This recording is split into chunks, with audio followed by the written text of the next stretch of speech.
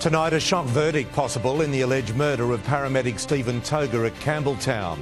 A father tries in vain to save his son, swept out to sea on a family fishing trip. It's up in the air, the US election race too close to call in the final sprint to the finish. Honing in on what happened to William Tyrrell, an inquest to probe his foster mother's alleged involvement in his disappearance. Sydney joins an exclusive run club named the Seventh City on the Marathon Majors series. And Zach Lomax lets fly in the wake of his exit from the Dragons. This is 9 News with Peter Overton. Good evening. Tonight we can show you chilling vision of the moments before and after paramedic Stephen Toga was stabbed to death outside a Campbelltown McDonald's last year. The accused lawyers are arguing he shouldn't be held criminally responsible for the death of the 29-year-old, who was newly married and had a baby on the way. It was the start of a rampage which ended in bloodshed. Geordie Finian Ganofo, brandishing a knife, terrorises a driver at 7-Eleven in Ingleburn, a hulking figure stalking his victim. A few hours earlier at Bunnings, Campbelltown, he confronts a mother with a baby in a pram, ordering her out of the lift. Police eventually catch up to him in the car park of McDonald's, Campbelltown. He still has the knife he used to stab to death paramedic Stephen Toga, whose body lies nearby. Put the knife down now for us, OK? We can get the help you need. Demands to drop the weapon are ignored and police pull the trigger on the taser. Taser, taser, taser! Get in! Someone move in! Someone move in! Secure knife! The family of the paramedic today came to court seeking justice and the truth, and they left with only one of those. We were here to learn the facts, and we learnt the facts. And they were hard to listen to. The paramedic asked, "What are you doing?" "Say sorry to me." "I'm sorry. What do you think I've done?" "I'm going to kill you. Kill you." The evidence sent a shudder through the courtroom. The accused buried his face in his hands while the victim's mother openly wept and was helped out of the room. We were then told the attack lasted over 3 minutes and Stephen Toga was stabbed 55 times. Horrific. I can't even put it into words how horrific it was for all of us. The family was also shocked by the prosecution's decision to ask the Supreme Court judge to consider a special verdict of act proven but not criminally responsible on the grounds of mental health. Realistically, we're not happy. It's that simple. We're not happy. You saw how we reacted. You saw how hard it was for us. The judge will rule on Friday if Finian Ganofo is sick, evil or both. Damien Ryan, 9 News. The search for an 11-year-old boy has tonight been suspended more than 24 hours after he was swept out to sea on the Central Coast. His family had recently moved from Iraq to Granville and today gained support from the local community, calling for stronger safety measures around the waterway. Still wrapped in a paramedic's blanket from the night before, a family holds out hope for an 11-year-old boy swept out to sea. The boy was fishing at the entrance with his 43-year-old father and 3 younger brothers yesterday. As they made their way across the channel around 5:15 p.m, he was pulled under by the current. We heard yelling out and looked over and saw a man rushing through the water and then noticed a little boy in the waves with his arm up. The father managed to get his 3-, 7- and 9-year-old boys out before going back in for his firstborn. And then next minute the boy was gone. The father's on the sand screaming, punching the sand. It sparked a frantic air, land and sea search, locals lending a hand deep into the night. And we were out till about 12:15 last night, and we had the torches out. Today, police divers uncovered a picnic chair the boy had been carrying, but still no sign of him. Police say the family doesn't speak English, and despite the amount of warning signage in place, locals are calling on council to install more in different languages. There is signage up down there and all those things will be part of the investigation. At the entrance, Erin Ramsey, 9 News.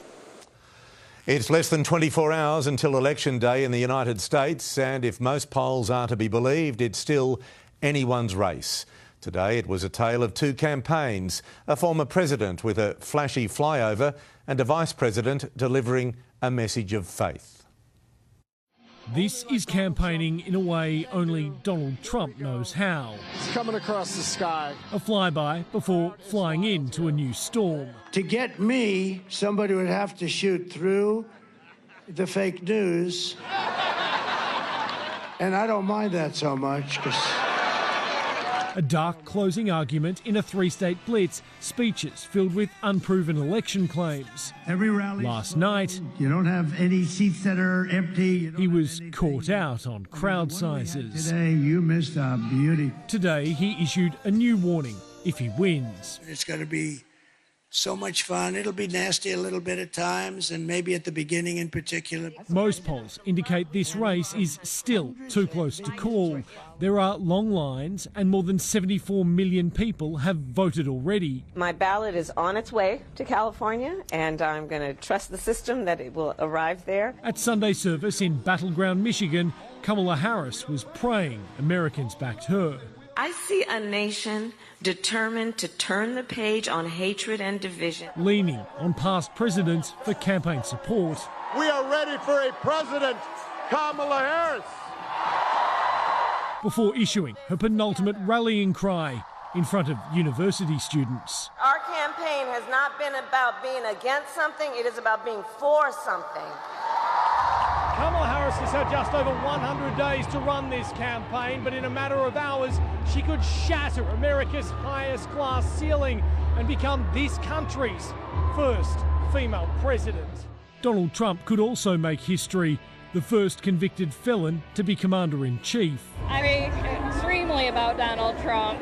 I'm scared of him being president. She's here for us and she is leading for us. Kamala Harris will end her campaign with Lady Gaga, Oprah Winfrey and Ricky Martin.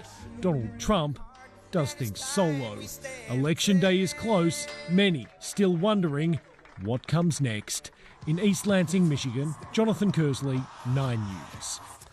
And the impending election process will have implications for democracies around the world. Here's Nine's political editor, Charles Croucher, in the United States. Almost as remarkable as the record number of Americans that are pre-polling is how peaceful, how normal most of the voting has been so far. The FBI is tonight warning of fake videos being circulated on social media, created by foreign actors aimed to further fracture an already divided United States. There are isolated incidents of ballot drop boxes being set alight, and here in the capital, some businesses and monuments are being boarded up. Embassies have contingencies. But in this year of elections, with democracies still in the minority, America has an opportunity. A thumping turnout and a peaceful count will go a long way to rebuking the autocrats and calming the nerves of democracies worldwide. Charles, thank you. And 9 News will have special coverage of the US presidential election live from Washington, D.C. That begins at 10 a.m. this Wednesday. At least 9 people have died after a volcano erupted on a remote island in eastern Indonesia. Lava and rocks hit homes closest to the crater, with thick ash spewing into the air. Several villages have been evacuated. Explosive revelations today that Parliament has been raided by the corruption watchdog as part of an integrity probe. It came as Anthony Albanese and Peter Dutton clashed over the Prime Minister's $16 billion bid to slash student debt.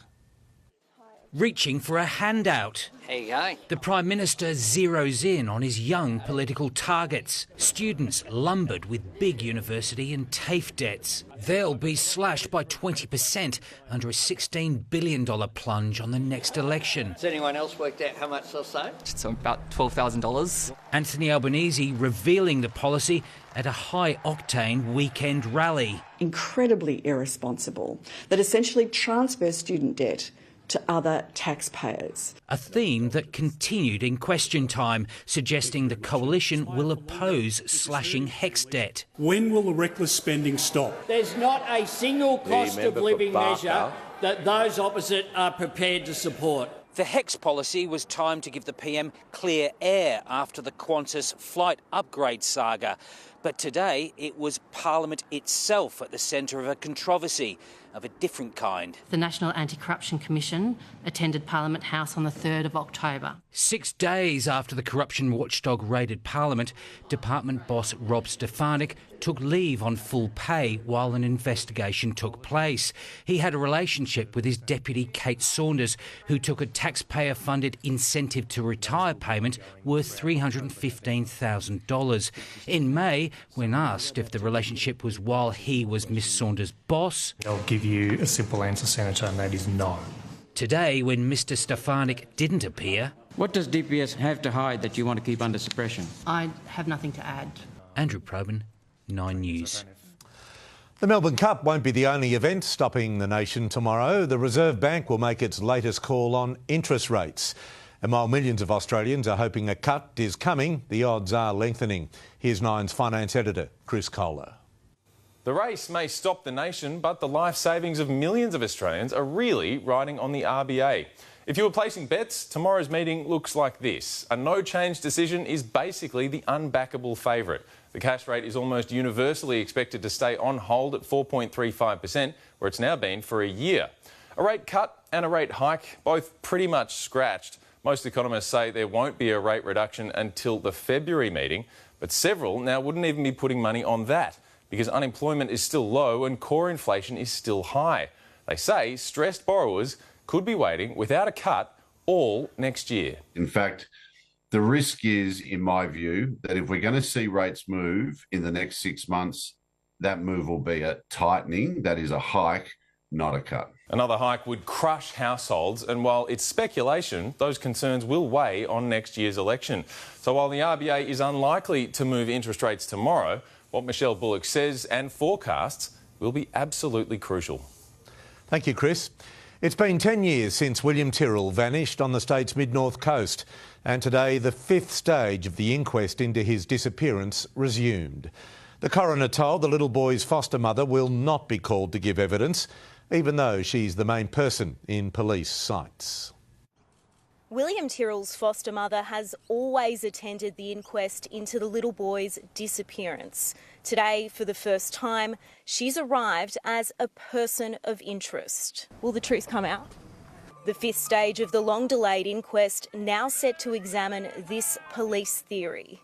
It was shortly after this photo of William taken in September 2014 that police believe he had an accident at his foster grandmother's home in Kendall, alleging his foster mum discovered his body, moving it to the grandmother's Mazda. She alerted a neighbour William was missing, then drove to nearby bushland, where police say she hid his body. At 10:56 a.m, she was back at the house and called 000. Investigators claim she did it out of fear of losing another child in her care.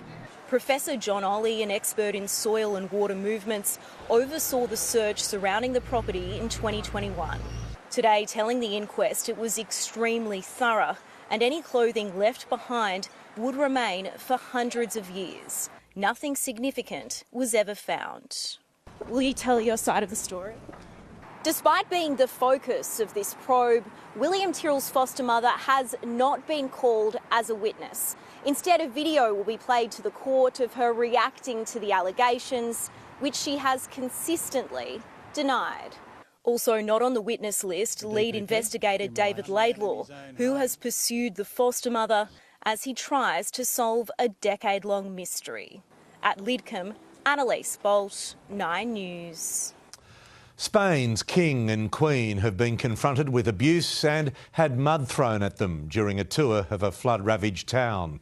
But just hours later, heavy rains again smashed parts of the country's northeast. Water surging through streets, a terrifying scene for a country still reeling from floods across Valencia. This just a few hours north from last week's devastation. Only hours earlier, the country's king had arrived in the flood-ravaged region to offer support. What he got was searing anger. King Felipe, surrounded by bodyguards, trying to move through the furious crowds on the streets of Paiporta. Umbrellas shielding the monarch, not from the rain, but from the mud and rocks being hurled at him. His wife, Queen Letizia, also caught in the chaos, appeared emotional, her bodyguard's face bleeding. This town was one of the worst impacted by last week's flooding. Of the 217 reported killed, at least 60 lived here. Murderer, murderer, the crowd shouted. In the days after the disaster, the government has been accused of being too slow to provide aid. The warnings of the impending rain event too late, these people say. Spain's Prime Minister had been on the ground, but was evacuated when things turned violent. The King chose to push on. Not everyone was hostile, some embracing their majesties with hugs, but the anger in this part of Spain is likely to remain long after the mud is gone. In London, Jessica Maward, 9 News. Israel has revealed its commandos carried out a ground operation in Syria in July, capturing a man who was gathering intelligence for Iran. The Syrian national told interrogators he was ordered to monitor troop and tank movements along the border with Israel, the IDF claiming his arrest has prevented future terror attacks. Blood on their hands, that's the message from protesters in Serbia who left red handprints on government buildings in the capital. They're calling for officials to be arrested and for ministers to step down after Friday's railway station tragedy where 14 people were killed when a concrete canopy collapsed. Sydney has become the latest global destination for marathon runners, joining 6 other capital cities already hosting major events. Tens of thousands of people are expected to compete here next year and bring with them a boost for our tourism sector. New York, Chicago, Boston, London, Tokyo, Berlin and now Sydney. The TCS Sydney Marathon has been run in record time. Our city officially home to the 7th World Marathon Major. The World Majors are almost like an Olympics in themselves, and to have one in Australia is just absolutely incredible. Securing the title, a 3-year endurance event, as running fever spread through the city. Participation in the Sydney Marathon increasing by 400% since 2022. Next year expected to be the biggest yet. Aiming for 35,000 runners on the start line. And with the new date of Sunday, the 31st of August. A win for the economy too. Destination New South Wales estimates an extra $73 million will be spent here over the next 3 years and an extra $300 million over the next decade. You could just imagine the number of people that see Sydney on television or attend the city as a spectator or a participant who want to bring their family and friends in the years ahead. I think the multiplier on that is much, much bigger. The course has been modified and is now similar to the track that was run during the Olympics to allow more runners to race. It's not clear yet whether the famous blue line will make a comeback too. We'll look at whether we can do that physically. Either way, they're hoping to inspire the same excitement. Sophie Upcroft, 9 News. It is time now for our first check of the day's weather. Good evening, Amber. Good evening to you, Pete. It was a cool and mostly cloudy day with light showers and light to moderate southeasterly winds. Today's temperatures were in stark contrast to last night. The city was still 25 degrees at midnight, cooling to 21 by 3 a.m. That's still 5 degrees warmer than average. Eventually, it cooled down to around 18 degrees at sunrise, only warming up slightly and very slowly to 22 degrees late this afternoon. Our west dipping to 18 before reaching 25 degrees. That's nearly 3 degrees cooler than average. By the end of the week, some suburbs could see temperatures in the high 30s. I'll be back to tell you when a little later, Pete. Amber, thank you. Breaking news on an Australian Olympian jailed moments ago for 13 years over a failed drug plot. Plus, a driver's crash and run at a Liverpool school. The details next. Sydney catches Coldplay fever. How transport bosses are ensuring there's no trouble getting to this week's sold-out concerts. Cancer shock for a Dawson's Creek favourite. And the Sydney suburbs where posties are under attack, prompting fresh calls for council crackdowns.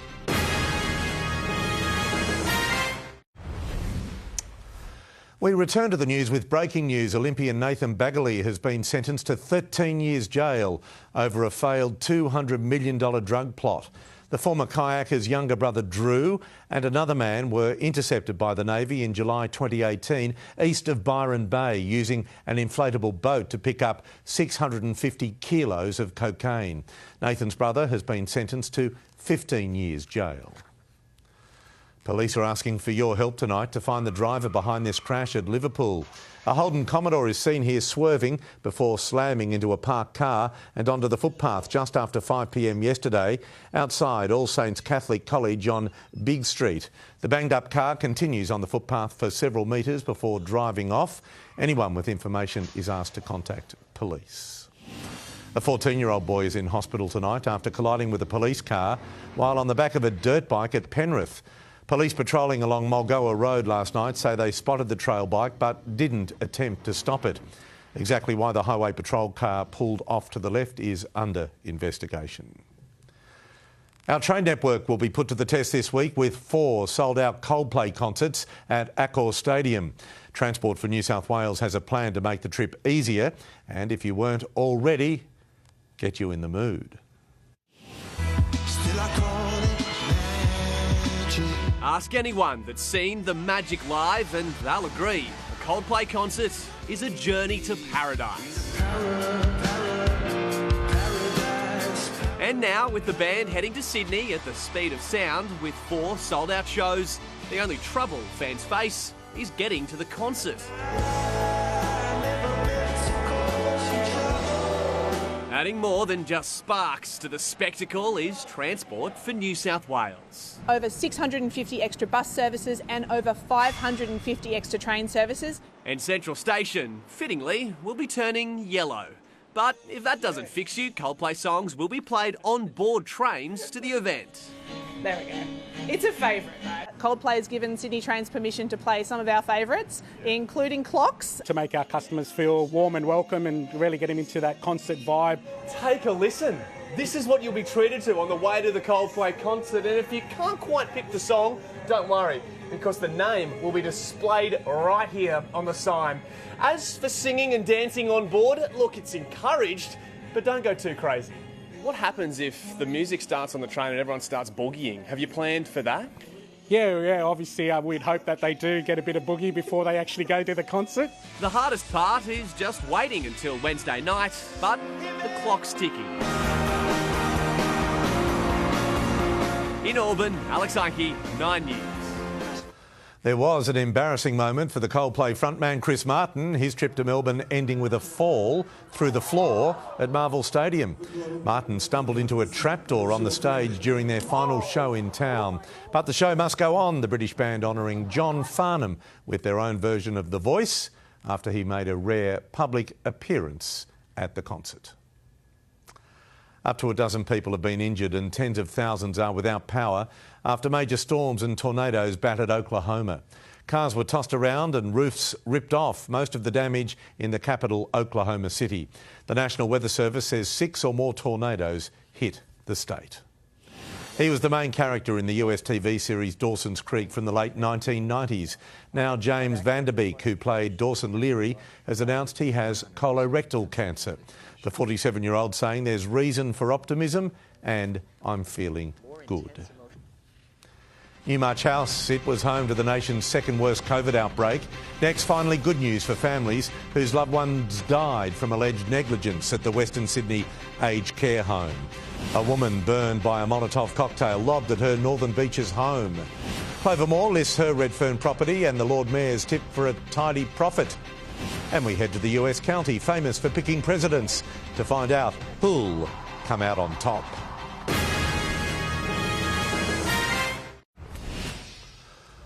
A Molotov cocktail has been thrown onto the balcony of a home on the Northern Beaches. Police say the attack happened at around 10:30 last night at Mona Vale. A woman who lives at the home was treated for burns to her arms. A victory tonight for the families of residents who died from COVID-19 in Newmarch House nursing home near Penrith. Nine's Ruth Wynne-Williams joins me with the details. Ruth, the class action has been settled. Yes, a financial win, Pete, for 18 people whose family members didn't survive Newmarch House when it enforced a COVID quarantine, locking down residents in April and May of 2020. Tonight, settling a long class action with Anglicare and New South Wales Health. But money can't bring loved ones back. 4 years after these unforgettable scenes, these families say they are still chasing one thing. Anglicare. All they had to do was say, sorry, we didn't handle it correctly. Have they owned this? Have they? Never. Never. Pete, Alice Bacon became the 100th person in Australia to lose her life to COVID. Her daughters are still deeply affected. Anglicare has responded tonight, providing me with a statement apologising to the families involved. Pete, just how much these families will be paid for what happened at Newmarch will be decided in court. All right, Ruth, thank you. Australia Post is asking councils to crack down on owners of angry dogs, calling for stricter laws and penalties after 367 posties were attacked across New South Wales in the past 6 months. Lidcombe, Alexandria and Ingleburn recorded the most attacks in Sydney. Australia Post fearing unless something is done, there'll be more attacks in the lead-up to Christmas. If the road to the White House runs through the battleground of Pennsylvania, then the major stop is in Northampton County. Voters there have a remarkable track record of picking presidents, voting with the winning candidate all but 3 times in the past 100 years. In Northeast America, the leaves are turning, and here it's president-picking season. Trump, come on. Harris. Trump all the way. Don't like his delivery sometimes. Sometimes he has to zip it, but I think he's the right guy for what we need. Whoever wins Pennsylvania will win the election. Which way is it going to go? Harris.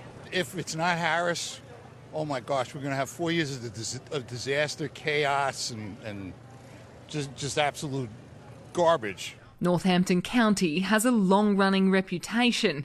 Since 1920, voters here have correctly chosen the president in all but 3 elections. At the Eastern weekend markets, it's a countdown to Election Day. In Australia, on Election Day, we have democracy sausages. Are these democracy sausages? These are democracy sausages. It's going to be a tough one. It's a battle for both. Pennsylvania is pivotal in the race to the White House. A prized swing state, it sealed Joe Biden's victory in 2020 and went red with Trump the election before that. In 48 hours' time, for both candidates, it's the quickest path to victory. The streets here in Eastern paint a really good picture of just how divided this county is. A Harris sign on one home, a Trump flag at the next. The question is, which way will this political bellwether swing? The result will be watched closely, but it's unlikely to come on election night. That's because in this state, the processing and counting of pre-polling votes doesn't begin until 7 a.m. on election day. It's a little daunting, but we just have to realise democracy is something that we have to protect.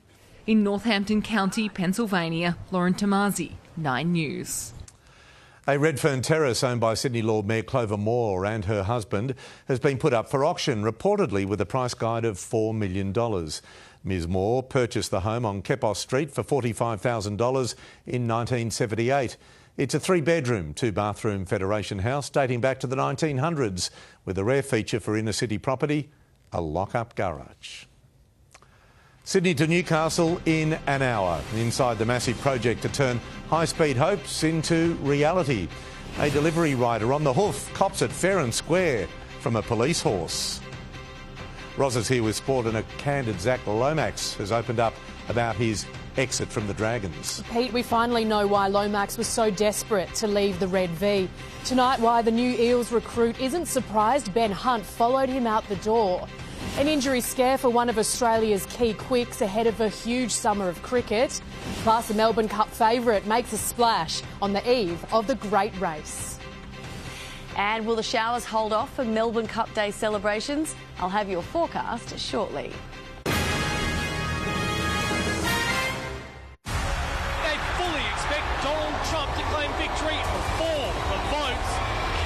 The pain that everyone will be seeing. What gives? Where's my rate cut? When big news is happening, the final 48 hours of the campaign are crucial. 9 News is your news. It's now or never. Fight for it! Nightly at 6. Zach Lomax has let fly over the criticism of Ben Hunt, saying he understands why his Kangaroos teammate was so keen to get out of the Dragons. Lomax today speaking about his own exit in depth for the first time. A standout for Australia in the green and gold, Zach Lomax now officially wears blue and gold as an Eel. His days at the Dragons done. I'm stoked that my time there's up, and I feel for me it was the best decision I made, and I'm super looking forward to it. For the first time, Lomax has lifted the lid on his Dragons departure. Ultimately, I want to go and win. Heaping praise on his teammates at the Red V. I love them, and I'm going to miss my mates at the Dragons for sure. He had some choice words for those who have criticised Ben Hunt in the wake of his exit, which includes coach Shane Flanagan. If anyone's going to go at Benny Hunt and his character, he's so far off. He just wants to go and win, and he obviously doesn't feel and at the moment that he's going to be able to do that at the Dragons, and I back his decision. Obviously I've done the exact same thing, so we're obviously both on the same page. Lomax has already met new coach Jason Ryles several times, and yes, his position is set. Well, where do you reckon I should play?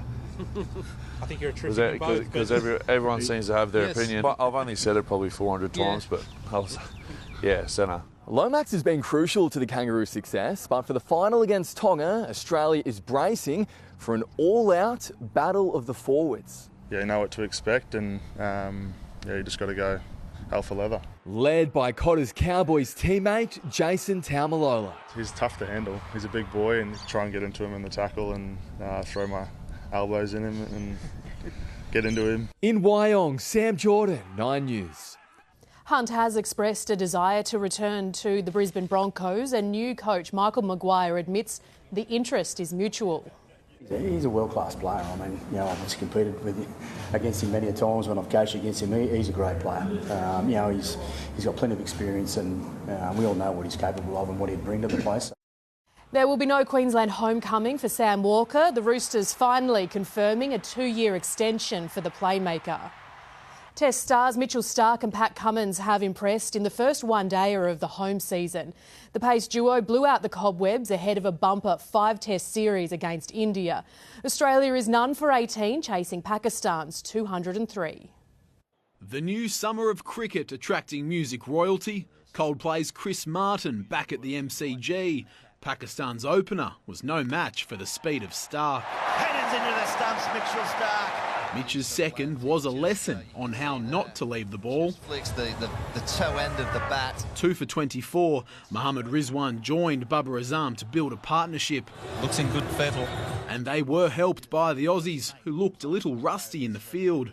But there was no rust for Adam Zampa. Bold, slides it through there. As Cummins quickly made it 4 for 70.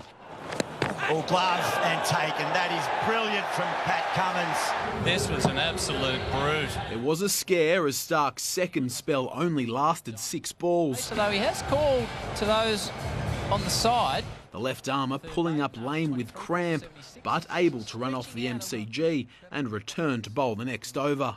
Rizwan picked up the pace to get to 44 before Marnus Labuschagne showed off his leg spin.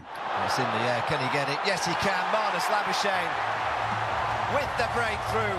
Some late tail hitting from Naseem Shah, pushing the total past 200. Down the ground again, and it's another major. Meanwhile, a broken India will head to Australia, whitewashed 3-0 for the first time ever at home. And it's all over. It's New Zealand. Tom Marriott, 9 News. One smooth operator's lead into the Melbourne Cup has been anything but smooth. The gelding giving its connections a scare on a trip to the beach today. The water session a chance for the horses to relax ahead of tomorrow's great race. The frenzy of Flemington is seemingly a world away from the calm waters of Altona.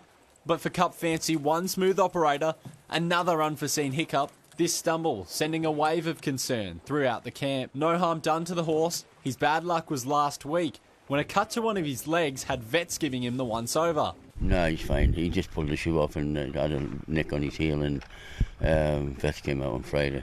And he never missed any work. One smooth operator caught the eye of punters with a tearaway win in the Geelong Cup. For trainer Brian Ellison, It's a dream come true. We never thought we'd get in. I sold the journey to Patrick and Andrea, and you won't experience anything like it. Master trainer Chris Waller has no less than 5 runners in the Cup, and this might just be the pick of them.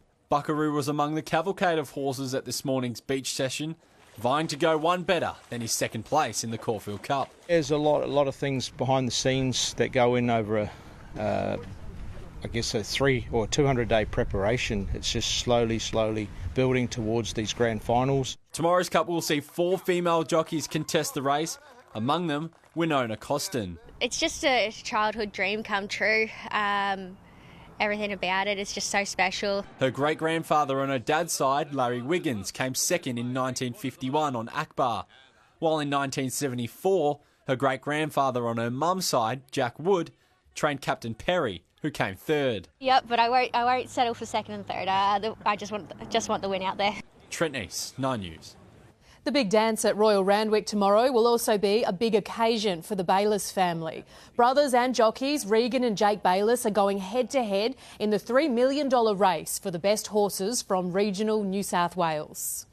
Got to pick him up from the airport soon, but I'm looking forward to competing with him in such a big race. As long as sort of one of us win it tomorrow, I'll be very happy. Regan won the race last year and will ride the Michael Friedman-trained Duke Haas from barrier 19. Max Verstappen has produced a wet weather drive for the ages to steal victory at the Brazilian Grand Prix, extending his championship lead. The Red Bull star started in 17th but patiently surged through the field, making the most of 2 safety cars. The pair of Alpines rounding out the podium, Australian Oscar Piastri finishing back in 8th. Jack Miller admits he's lucky to be alive after being left motionless in a frightening crash at the Malaysian Moto Grand Prix. The Australian's head making contact with another bike's wheel on the opening lap before having his legs run over. He was taken to the medical centre in an ambulance but was able to leave unassisted. Tottenham has picked off another heavyweight rival in the Premier League, thrashing Aston Villa 4-1. Trailing 1-0 at the break, Ange Postecoglou's half-time speech clearly hit the right notes. Spurs piling on 4 unanswered goals.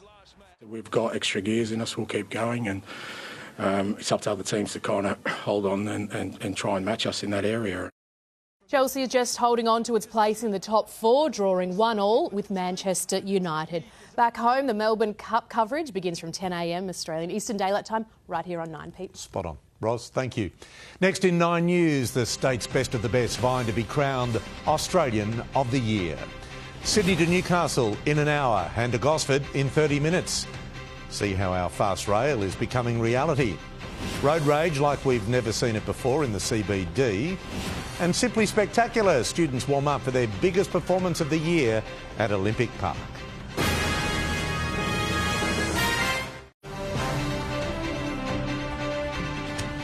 The nominees for our state's top honour, New South Wales Australian of the Year, have been revealed. Hero police officer Amy Scott, whose bravery ended the Bondi Junction stabbing massacre, is one of them. Journalist and author Jess Hill, charity boss Kath Coshill and youth advocate Daniel Principe have also been nominated. The winner will be announced on November 13. It's big, it's bold and it's expensive, but plans to build a high-speed train line between Sydney and Newcastle are steaming ahead. Nearly $500 million has already been committed to the project, with a decision now looming on its future.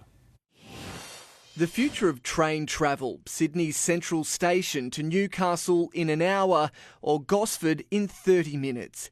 It's an idea first proposed by the Hawke government back in the 1980s, popping up again and again, and over time becoming the target of satirical comedy. The silver emu! It's so close I can hear it! Out on the Hawkesbury River just north of Sydney, a new team is determined to have the last laugh. This is going full steam ahead. The High Speed Rail Authority is cracking on with ground studies mapping the fast train's optimal route. What we're looking at is running a tunnel into Sydney. And 140 metres below the riverbed near Brooklyn, geotechnical experts have struck something better than gold. This is good. It's high strength rock. It's got low permeability, so you don't get too much groundwater coming in. Yes, it is good tunnelling material. We've actually got the skills and capability in Australia to deliver this now. whereas perhaps 10 years we didn't. For years, the idea of high-speed rail has been labelled a pipe dream, and even this project has its doubters. But by being out here and doing this work, this team are now closer than ever to turning the idea into a reality. People forget the early days of Metro. No one really believed it. Now it's been delivered. Everyone goes, why can't we have more? I think the same will happen with high-speed rail. I think the main thing is to start. This is nation building. While this is just the start, the idea is to connect the entirety of Australia. The Sydney to Newcastle stretch is the first stage in a line that will run from Brisbane to Melbourne, the business case to be presented to the government in coming weeks. We've said that if we had a decision in 25, for instance, we'd be looking at awarding the first major contract by the end of 27, and then a 10 to 12-year build period. In Brooklyn, James Wilson, 9 News. To finance now, and Westpac today announced a multi-billion-dollar profit, while overseas, the world's most famous share market guru is dumping shares. Here's Chris Kohler. Australia's third biggest lender today confirmed what we already know. Banks are making a lot of money. Westpac unveiled full-year cash profit of $7 billion, which is huge, but it's also down 3% on last year. The bank increased its cash buyback and announced a bigger dividend to keep shareholders happy today. The ASX rose slightly, with Telstra and Qantas helping push the index higher. And the Aussie dollar was also a little higher today, ahead of tomorrow's Reserve Bank decision, buying 66 US cents. And with the US election on Wednesday, financial markets are trying to figure out what to do. This is what Warren Buffett has been doing, selling shares and heading to the sidelines. Berkshire Hathaway's cash pile topped $300 billion for the first time ever. That is a clear sign the man often considered the best investor of all time thinks share markets will soon fall. Chris, thank you. Delivery riders are used to bringing food to people hungry as a horse, but this one was having none of it. This rider copping a stray hoof when he got too close on Park Street in the city. As for how the horse spotted him, well, they have around 350 degrees of vision, with their only blind spot directly behind them. From singing and dancing to drama and drumming, they're some of our state's most talented individuals. And in just over a month's time, more than 3,500 students will take to the stage for this year's School Spectacular. They rehearse 19 mass dance routines at Olympic Park today, their showstopper finale involving the entire cast. Coming up in the news, Amber with our weather. Thanks, Pete. Tonight will be partly cloudy with a possible shower or two, while we could see a storm in the west. Right now it is 19 degrees outside in the city, 22 in our western suburbs. I'll have your full forecast next.